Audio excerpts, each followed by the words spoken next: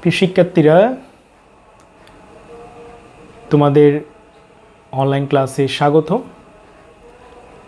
আমি মোহাম্মদ তারজুর রানী, প্রভাষক তথ্য যোগাযোগ প্রযুক্তি, হাটহাজারী সরকারি কলেজ, চট্টগ্রাম। শিক্ষার্থীরা, আমি ইতিপূর্বে তৃতীয় অধ্যায় নিয়ে অনেকগুলো ক্লাস নিয়েছি। তার ধারাবাহিকতায় আমি আজকের ক্লাসটাও সেই তৃতীয় অধ্যায় থেকে নিব। তবে তৃতীয় অধ্যায়ে আমি এর আগে বিভিন্ন লজিক গেট এবং অ্যাডার সার্কিট নিয়ে আলোচনা করেছি। আজকে তার ধারাবাহিকতায় আজকে আমরা সেই লজিক গেটগুলোর নিয়ে একটা সৃজনশীল প্রশ্ন আমরা সলিউশন করব। আসলে এখান থেকে সৃজনশীল প্রশ্ন কিভাবে হয় সেটা নিয়ে আমরা মূলত আলোচনা করব এবং সাথে সাথে কিভাবে এই সৃজনশীল প্রশ্নগুলোর আনসার আমরা তৈরি করব বা সলিউশন করব, সেটা নিয়েও আজকের ক্লাসটা আমরা আলোচনা করব। ওকে, আমরা যদি হোয়াইট বোর্ডে দেখি, আমি একটা সৃজনশীল প্রশ্ন দিয়েছি। এটা একটা সৃজনশীল প্রশ্ন। এই কোয়েশ্চেনটা একটা বোর্ড কোয়েশ্চেন, যেটা রাজশাহী বোর্ড 2019-এর মধ্যে এই প্রশ্নটা এসেছিল। আমরা সেই প্রশ্নটা নিয়ে আলোচনা করব যে কিভাবে একটা লজিক সার্কিট, সেই সার্কিট থেকে সমীকরণ বের করা বা এভাবে কে প্রশ্ন হতে পারে, সেই প্রশ্নটার আমরা আজকে সলিউশন করার চেষ্টা করব। ওকে, তোমরা লক্ষ্য করো হোয়াইট বোর্ডে, তোমরা দেখো এখানে একটা লজিক সার্কিট আছে, কিছু লজিক গেট ব্যবহার করে একটা সার্কিট আছে। সেই সার্কিটটা হচ্ছে আমার উদ্দীপক। কিছু সার্কিটের বিভিন্ন গেট ব্যবহার করা হয়েছে, নট গেট, তারপর হচ্ছে নর গেট, ন্যান্ড গেট, আবার নর গেট, কিছু বিভিন্ন লজিক গেট ব্যবহার করা হয়েছে। এই গেট ব্যবহার করে এটা হচ্ছে উদ্দীপকে তোমাদের এই ধরনের একটা সার্কিট উদ্দীপকে তোমাদের দেওয়া থাকবে প্রশ্নের মধ্যে। এখন আমাদের সেই প্রশ্নের উপর ভিত্তি করে কিছু কোয়েশ্চেন, সেই যে উদ্দীপকের উপর ভিত্তি করে কিছু কোয়েশ্চেন দেওয়া হচ্ছে, সেগুলো আমরা সলভ করব। 1 মার্ক কোয়েশ্চেন, রেজিস্টার কি? এটা একটা জ্ঞানমূলক কোয়েশ্চেন। রেজিস্টার কি? রেজিস্টার এক ধরনের মেমোরি ডিভাইস, যেটা অস্থায়ী মেমোরি হিসেবে কাজ করে, কতগুলো ফ্লিপ ফ্লপের সমষ্টি গঠিত হয়, যেটা বাইনারি তথ্যগুলোকে অস্থায়ীভাবে ধারণ করে। অনেকে অনেকভাবে সংজ্ঞাটা দিতে পারো, তোমরা একটা বইতে আছে, বই থেকে তোমরা সংগ্রহ করে নিতে পারো। আমি আবার বলতেছি, রেজিস্টার এক ধরনের মেমোরি এলিমেন্ট বা মেমোরি ডিভাইস, যেটা বাইনারি তথ্যকে অস্থায়ীভাবে কী করে সংরক্ষণ করে, যা সেট অফ ফ্লিপ ফ্লপও বলতে পারে। কতগুলো ফ্লিপ ফ্লপের সমষ্টি হচ্ছে রেজিস্টার। এটা 1 মার্কের কোয়েশ্চেন। তোমরা এটা বই থেকে প্রশ্নের আনসারটা আরও ভালো করে তথ্যটা আরও ভালো করে সংগ্রহ করে নিতে পারো। ওকে, দ্বিতীয় question, that is the question, এটা আমাদের সলভ করতে হবে। এটা হচ্ছে f = a/b + ac + bc এর সরল করো। একটা কোয়েশ্চেন হচ্ছে, একটা আমাকে সমীকরণ দিয়েছে, সেই সমীকরণটাকে সরলীকরণ করতে হবে। সরলীকরণ করে তাকে একটা কমপ্লেক্স একটা ইকুয়েশন আছে, সেটাকে আমরা সিম্পলিফিকেশন করব, ছোটো একটা সমীকরণে ধার করব। এটা আমাদের প্রবলেমটা সলভ করতে হবে। তাহলে তোমরা লক্ষ্য করো আমরা কীভাবে এটা খুব সহজে তোমাদের সামনে আমি দেখাবো কীভাবে এটা সহজে সলভ করা যায়। তবে আমি আরেকটা বিষয় তোমাদের বলে রাখতেছি, যে এই যে ইকুয়েশনগুলো সলিউশন করার জন্য, সরলীকরণ করার জন্য তোমাদের অবশ্যই কতগুলো এই ফর্মুলা আছে, লজিক ইকুয়েশন আছে, এবং লজিক যে ডি মর্গানের ফর্মুলা, তারপর হচ্ছে যে মৌলিক উপাদ্য, এই যে কতগুলো ফর্মুলা আছে, সেই ফর্মুলাগুলো তোমাদের আগে থেকে আয়ত্ত করে রাখতে হবে। এটা আমি এর আগের ক্লাসেও নিয়েছিলাম, তোমরা একটু দেখে নিবা, কারণ এটা ছাড়া, এই ফর্মুলাগুলো ছাড়া আমরা এখানে সরলীকরণ করতে পারবো না। ওকে, আমরা এখন সরলীকরণ করতে চলে যাচ্ছি। আমরা 2 নম্বর কোয়েশ্চেনটা সলিউশন করতেছি। তোমরা যদি লক্ষ্য করো, আমি খ নাম্বার কোয়েশ্চেনটা যদি পুনরায় লিখি, f = a/b + ac + bc, এটা হচ্ছে আমার সমীকরণ প্রশ্নে দেওয়া আছে, এটাকে সরলীকরণ করতে হবে। তাহলে সরলীকরণ করার সময় অনেক কিছু লক্ষ্য রাখতে হবে যে আসলে আমরা কীভাবে এটাকে সিম্পলিফিকেশন করব, কিভাবে করা যায়, কীভাবে ছোটো করা যায়। তাহলে দেখো প্রথম কাজ হচ্ছে আমার কমন নেওয়া। কোনো কমন যায়? কমন যায় না, কারোর সাথে কারো তেমন কোনো মিল নাই। তাহলে কমন না গেলে এটাকে অন্য কোনো টেকনিক অ্যাপ্লাই করা যায় কি না। এখানে আমরা যেহেতু প্রথম দুইটার মধ্যে কোনো কমন যাচ্ছে না, আমরা এটাকে ঠিক আগের মতো রেখে দিলাম। বিসি, এখানে দেখা যাচ্ছে বিসি, তার মধ্যে আমাদের তিনটা ভেরিয়েবল ইউজ করতেছে, এ বি সি। এখানে কোনো এর কোনো সম্পর্ক নাই। তাহলে আমরা যদি এখানে যদি একটা এ টাইপের চলক যদি নিয়ে আসতে পারি, তাহলে হয়তো আমার অঙ্কটা আরেকটা সহজ হয়ে যেতে পারে। এখন কিভাবে এক্সট্রা আমি আনবো সেটাই তোমরা লক্ষ্য করো। বিসি আমরা যদি একটা ফর্মুলা ইউজ করি, এ প্লাস এবার, এখন বলুন স্যার কেমনে এ প্লাস এবারটা আসলো, কীভাবে লিখলাম? হ্যাঁ, এখানে আমাদের একটা ফর্মুলা জানতে হবে, আমি তোমাদের পাশে লিখে দিচ্ছি। আমরা যেহেতু এ প্লাস এবার ইকুয়াল টু 1, এটা একটা ফর্মুলা, এ প্লাস এবার ইকুয়াল টু কি 1। তাহলে আমরা বিসি ডট 1, বিসিকে যদি 1 দ্বারা গুণ করি তাহলে বিসি পাচ্ছি। আর তাকে যদি আমরা 1 ইকুয়াল টু এ প্লাস এবার লিখতে পারি, তাহলে আমরা এ প্লাস এবার ইকুয়াল টু 1 লিখতে পারি। সেই জন্য আমরা এক্সট্রা নিয়ে আসলাম, কিন্তু আমার কোনো মানের পরিবর্তন হয়নি বা আসেনি। এবারে দেখো, এবার B plus AC plus BC আমরা কি করব? সাধারণ গুণের মতো গুণ করে দিব। বিসিকে যদি এ দ্বারা গুণ করা হয়, বিসি এ প্লাস বিসি এ বার, গুণ করলাম। ওকে, এবার বিসিকে আমরা গুণ করলাম। এবার কমন নেওয়ার পালা, এবার কমন নেওয়ার পালা। যদি আমরা যদি কমনটা যদি দেখো তোমরা, এখানে দেখো এবার বি এসি কমন যায় না, বিসি আর বিসি এবার। তোমরা একটু লক্ষ্য করো, এটার সাথে এটার অনেকটা মিল আছে। তাহলে এখান থেকে যদি আমি কমন নিই এবার বি, তাহলে এবার বি যদি কমন নিই, এখানে কি থাকে? এখানে থাকে যে 1 প্লাস, আর এখানে এবার বি যদি কমন নিই আর কি থাকে? সি। ওকে, এই দুইটার মধ্যে কি কমন যায়? এই দুইটার মধ্যে এসি এসি। তাহলে আমরা যদি এসিটা যদি কমন নিই, তাহলে আমাদের কাছে কি থাকে? এসি যদি চলে যায় এখানে থাকে 1, আর এখান থেকে এসি চলে গেলে বি। এবার লক্ষ্য করো, এবার বি, এবার বি, a1 প্লাস সি, এটা ইকুয়াল টু আমরা একটা ফর্মুলা জানি 1, এসি 1 প্লাস বি তার 1। কারণটা হচ্ছে আমরা জানি যে যেহেতু 1 প্লাস এ ইকুয়াল টু 1, এটা একটা formula, 1 plus A equal to 1। তাহলে 1 প্লাস এ ইকুয়াল টু যদি 1 লিখতে পারি, 1 প্লাস সি ইকুয়াল টু 1 লিখতে পারি, 1 প্লাস বি ইকুয়াল টু 1 লিখতে পারি।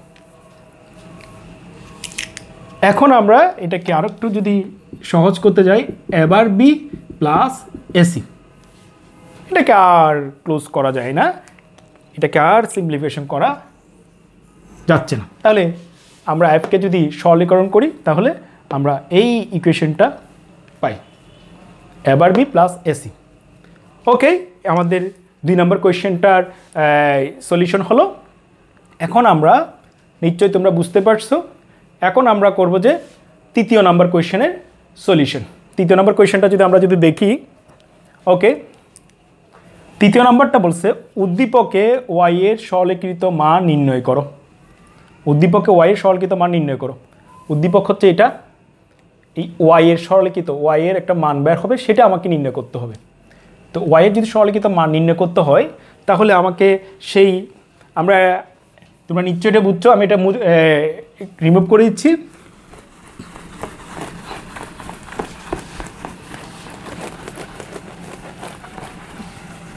ওকে, আমরা 3য় নাম্বার কোয়েশ্চেনে যাচ্ছি, গ নাম্বারে। এটা হয়ে গেছে গ, উদ্দীপকে ওয়াই এর সরলীকৃত মান নির্ণয় করো। তাহলে ওয়াই ইকুয়াল টু হোয়াট আমাকে আগে বের করতে হবে, ওয়াই ইকুয়াল টু কি সেটা বের করতে হবে, তারপর ওয়াই এর মানটাকে সরলকরণ করতে হবে, সিম্পলিফিকেশন করতে হবে। কাকে? ওয়াইকে। এখন দেখো আমি এটা এইখান থেকে সরলীকরণটা করে দেখাচ্ছি, এই জায়গা থেকে সরলীকরণটা করে দেখাচ্ছি, এই জায়গা থেকে সরলীকরণটা আমরা করে দেখাচ্ছি। আমি আবার ড্র করতেছি না, তোমরা লক্ষ্য করো এখানে এম আর এস, এটা হচ্ছে কি নট গেট। নট গেট কী করে? বিপরীত করে। তাহলে এখানে এম যদি হয় এটা কি হচ্ছে এম বার, এটা যদি আর হয় এটা হচ্ছে আর বার, এটা যদি এস হয় এটা হচ্ছে এস বার। তাহলে আমরা পেয়ে গেছি এটা হচ্ছে এম আর এটা হচ্ছে আর, এটা হচ্ছে এস। ওকে, আমরা এই তাহলে আমরা যদি ইকুয়েশন আসি, তোমরা একটু লক্ষ্য করো, তোমরা যে লক্ষ্য করতেছো এদিকে দেখো, এম এই এমটা কোত্থেকে? এম, আর এটা হচ্ছে আর, এটা হচ্ছে এস। তাহলে এই গেটটা কি? এই গেটটা হচ্ছে নর গেট, অরের বিপরীত। প্রথমে যোগ করবে তার সাথে একটা বার হবে। তাহলে অর গেটের কাজ হচ্ছে যোগ করা, অর গেটের কাজ হচ্ছে কি করা? যোগ করা। তাহলে যোগ করলাম, তাহলে এখানে কি দাঁড়াচ্ছে? এক্স এর মান এখানে কে কে আছে? M R S. তাহলে এখানে হচ্ছে M plus R plus S. এটা কি? নর, নরের কাজ হচ্ছে একটা বার দেওয়া। তাহলে আমরা এক্স এর মানটা পেয়ে গেছি। এখন দেখো জেড এর মানটা, জেডটা দেখো, এটা এম বার, এটা হচ্ছে আর বার, আর এটা হচ্ছে এস বার, আর এটা হচ্ছে ন্যান্ড গেট। এই গেটটার নাম হচ্ছে কি? NAND gate. তো ন্যান্ড গেটের কাজ হচ্ছে গুণ করা, ন্যান্ড গেটের কাজটা হচ্ছে গুণ করা, এবং গুণ করবে তার সাথে উপর একটা বার হবে, কারণ অ্যান্ডের বিপরীত। তাহলে এটাকে আমরা জেডের মানটা আমরা এখান থেকে পাই, জেডের মানটা আমরা এখান থেকে পাই জেড ইকুয়াল টু, আমরা এখান থেকে লিখতে পারি জেড ইকুয়াল টু, এখানে পাচ্ছি যে এম বার ডট আর বার ডট এস বার। এখন কি বলছিলাম? তার উপর একটা বার হবে। তাহলে এক্স ইকুয়াল টু পেয়ে গেছি, জেড ইকুয়াল টু পাইছি। এখন ওয়াই, তাহলে এই গেটটার নাম কি আমাদের জানতে হবে। এটা আর এটা সেম না? এটা যদি নর গেট হয় এটাও নর গেট। তো নর গেটের কাজ হচ্ছে দুইটাকে যোগ করা, এক্স এবং জেডকে যোগ করবে। এক্স এবং জেডকে যদি যোগ করে, দেখো আমরা এক্স এবং জেডকে যদি যোগ করি, এক্স হচ্ছে ওয়াইয়ের মানটা আমি বের করতেছি, ওয়াইয়ের মানটা আমরা বের করে দেখাচ্ছি, একটু লক্ষ্য করো।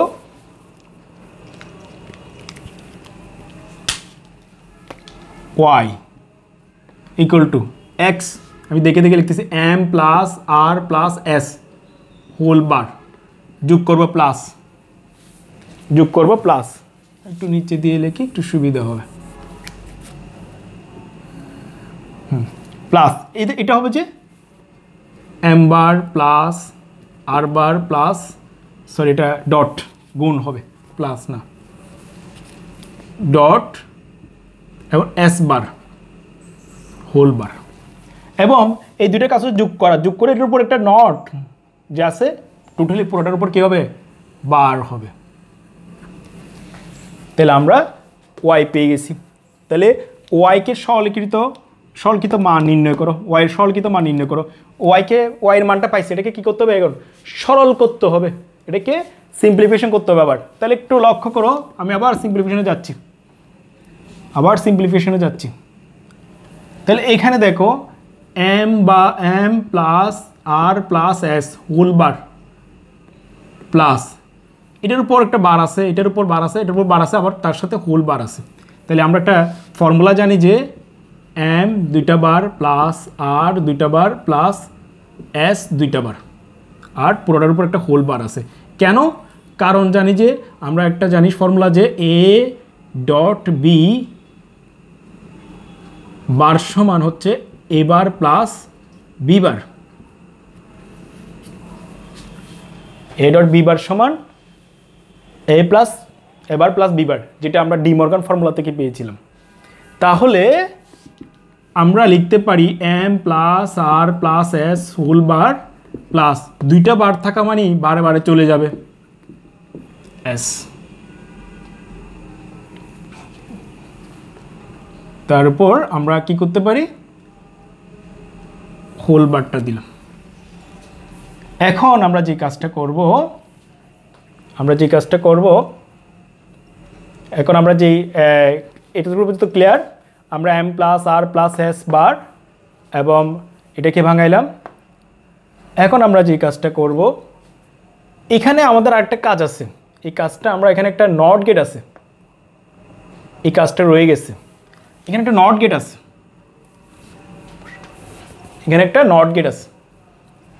সেই নট গেটের কারণে এইখানে আমরা কাজটা অসম্পূর্ণ রাখছি, এক্স এর মান বের করছি কিন্তু এক্স এর পর একটা নট গেট আছে, আমরা খেয়াল করি নাই সেটা। আর এখানে M plus R plus S বার এবং হোল বার হবে এই নট গেটের কারণে, আমরা এক্স পর্যন্ত বের করছি।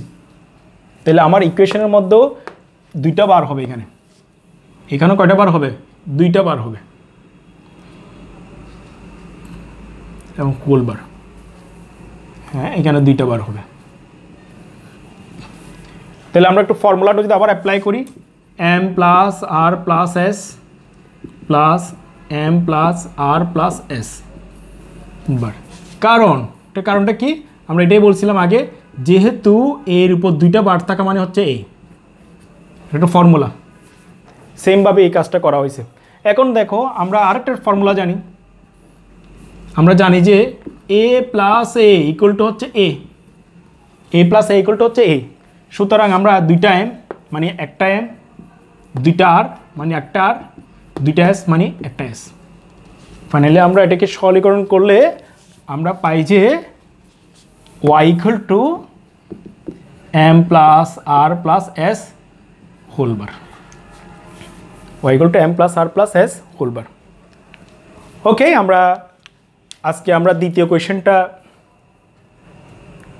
কোয়েশ্চেনটা সলভ করছি। পরের যে কোয়েশ্চেনটা, এটা হচ্ছে উদ্দীপকে y এর সরলীকৃত মান নির্ণয় করো। উদ্দীপকে y এর সরলীকৃত মান নির্ণয় করো। আমরা এখন y এর সরলীকৃত মানটা পেয়ে গেছি।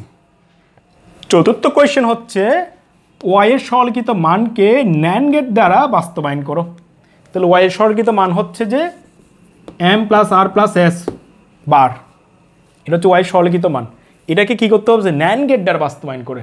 তো NAND গেট দ্বারা কীভাবে বাস্তবায়ন করব সেটা যদি আমরা একটু লক্ষ্য করি, আমরা এটা রিমুভ করতে হবে। আমরা চতুর্থ কোয়েশ্চেনে চলে যাচ্ছি।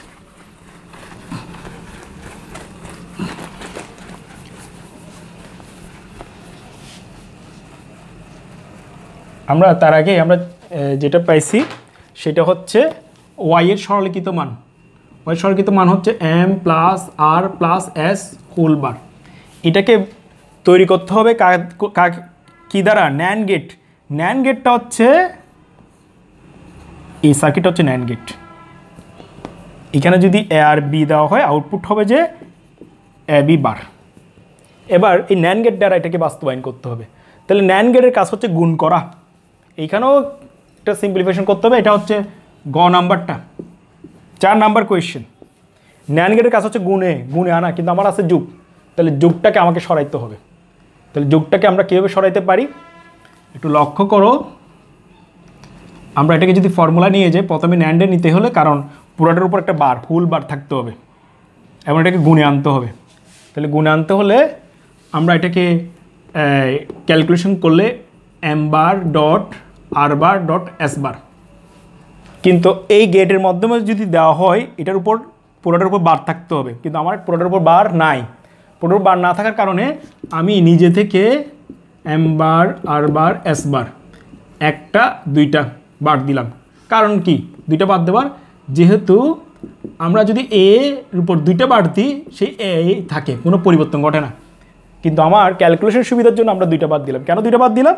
কারণ আমার যে আউটপুট থাকবে, আউটপুটের উপর বার থাকতে হবে। এখন একটা বার দিলে পরিবর্তন ঘটে, সেই জন্য আমরা দুইটা বার দিছি, যেন কোনো পরিবর্তন না ঘটে। এবার আমরা সার্কিট তৈরি করব। সার্কিটটা যদি আমরা দেখি, সার্কিট তৈরি করব।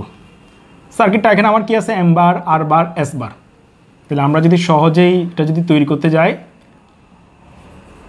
m, তাহলে এখানে কোন ধরনের? শুধুমাত্র NAND গেট। NAND গেট হচ্ছে এটা, দুইটা ইনপুট থাকতে হবে।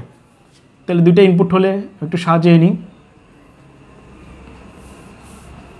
m, তাহলে এটার মান হচ্ছে m বার। আমার আর আছে আর, দুইটা গেট, এটা হচ্ছে আর বার। এখন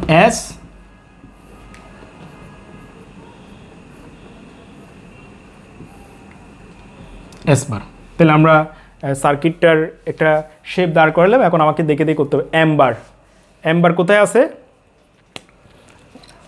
এম বার কোথায় আছে? এই এম বার। আর বার কোথায় আছে? আর বার। এস বার কোথায় আছে? এটা হচ্ছে এস বার, তিনোটা। তাহলে কি অবস্থা আছে? গুণ হলে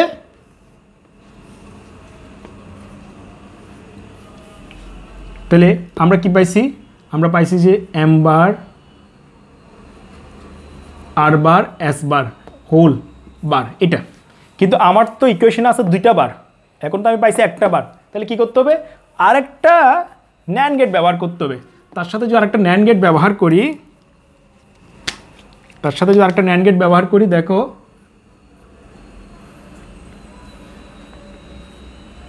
করলাম, তাহলে ফাইনালি কি হয়? এম বার, আর বার, এস বার তো আছে, তার সাথে একটা বার। এই ন্যান্ডের জন্য একটা বার হয়ে যাবে। তাহলে আমরা এটা হচ্ছে 4 নম্বর কোয়েশ্চেন সলিউশন, যে ওয়াই এর সরলীকৃত মান হচ্ছে এটা। সরলীকৃত মানকে ন্যান্ড গেট দ্বারা বাস্তবায়ন। ন্যান্ড গেট মানে হচ্ছে এই যে ন্যান্ড গেট, এটা দ্বারা আমরা কি করলাম? বাস্তবায়ন। প্রত্যেকটা গেটই ন্যান্ড গেট, 1 2 3 4 5টা ন্যান্ড গেট ব্যবহার করছি। সবগুলি হচ্ছে একটা নির্দিষ্ট গেট দ্বারা পুরো ইকুয়েশনটা বাস্তবায়ন। ওকে, আমরা 4টা কোয়েশ্চেন এভাবেই সলভ করলাম। আশা করি তোমরা বুঝতে পারছো। আমরা সামনে এই ধরনের আরও কয়েকটা বোর্ড কোয়েশ্চেন নিয়ে আলোচনা করব। আজকে আমরা এইখানে যে আমরা ইকুয়েশনগুলো দাঁড় করাইছি, একটা হচ্ছে যে সরলীকরণ। এইভাবে বোর্ডের কোয়েশ্চেনগুলো হয়, তোমরা এইভাবে বাসায় প্র্যাকটিস করবা, আরও কোয়েশ্চেন প্র্যাকটিস করার চেষ্টা করবা। তাহলে এটা যত প্র্যাকটিস করবা তত বেশি তুমি এক্সপার্ট হবা, তত বেশি তোমার এগুলো সম্পর্কে ধারণা পাবা। ওকে, আজকে আমরা এখানেই শেষ করব। আশা করি তোমরা বুঝতে পারছো। আগামী ক্লাসে আবার অন্য একটা কোয়েশ্চেন নিয়ে আলোচনা করব। আজকে এখানে শেষ করতেছি। ধন্যবাদ সবাইকে, সবাই ভালো থাকবা।